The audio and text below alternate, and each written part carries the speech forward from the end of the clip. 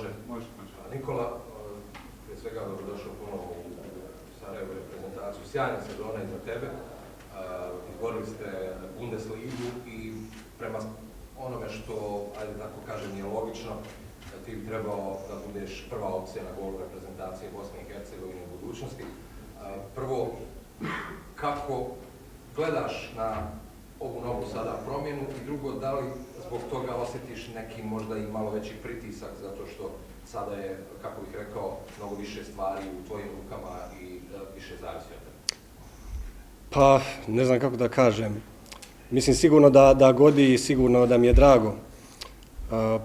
Mislim, pritisak je nešto s čim se moramo nositi non stop cijelu karijeru, ali je isto tako bitan izazov za mene i mogu samo reći da se radujem tom izazovu. Nikola, ja sam sad kad sam neki športan poslije 10 godina. Malo sam razmišljao, braniš u Njemačkoj i dosta naših igrača, reprezentativaca ili igrao u Njemačkoj. Recimo ti kao golman ili igrač kako god želiš, koliko je to prednost za jedan tim da je dosta igrača igrao u jednoj te istoj ligi koja je jaka, koja je među 5 najjačih, ima taj neki svoj mentalitet, taj neki svoj stil i tako dalje.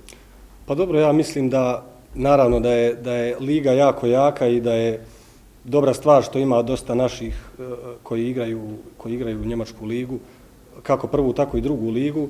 Sve su kvalitetni igrači i svima nam je to neka poveznica, mogu reći, i lakše se povežemo u reprezentaciji, ali isto tako mislim da i nije toliko bitno gdje ko igra, bitno je kad dođemo ovdje da svi dadnemo 100%, da svi dadnemo maksimum. Nikola, dobar dan, Alina Gundžija, TV Nova. Više je selektora nego staža u reprezentaciji, je li tako?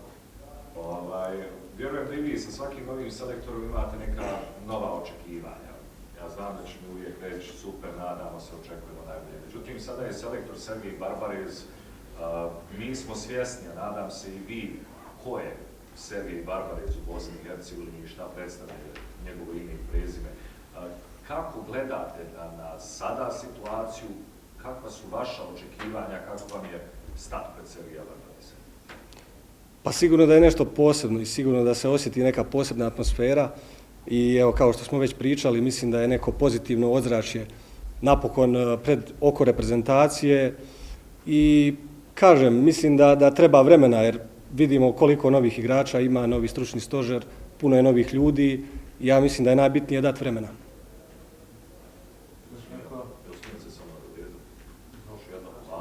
Ništa, čisto ove utakmice koje slijede, svi smo svjesni da mi tu imamo neki rezultatski imperativ, kako je bilo lijepo, ali koliko je važno i u ovim utakmicama na samom početku pokazati zube, pa ako se izgubi, da se zna kako se izgubi.